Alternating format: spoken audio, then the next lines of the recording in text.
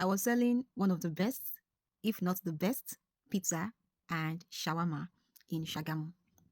And it all happened because of one bad review.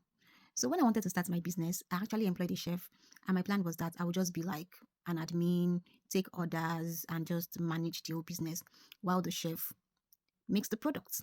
But I was noticing some things about the chef, and my major problem with him was the fact that he did not have a recipe. I studied food science, and I did recipe development. I know that you need a recipe, but this guy does not have a recipe. And as at then, I was not really good with pizza and shawarma. I started the business because I was planning to employ a chef. I did not plan to be in the kitchen. So I started noticing that things were not really going the way I wanted. Workflow was not smooth. And then somebody gave a bad review. Mind you, we have been getting very good reviews. After this person gave a bad review, I remember that day I just had to call my boss and I asked her for pizza recipe. She gave me a recipe and I worked on that recipe. I didn't use the recipe exactly the way she gave me.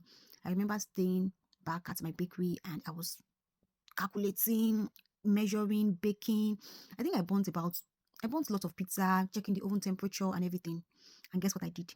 All of this, my chef, my so-called chef, he had no idea.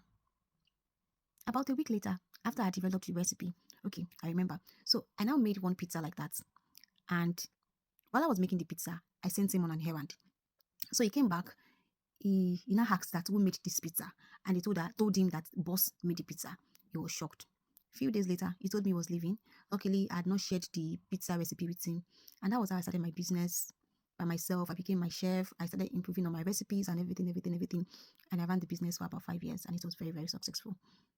My point is, failure is not bad, but it is bad when you fail and you fail to learn from your failure.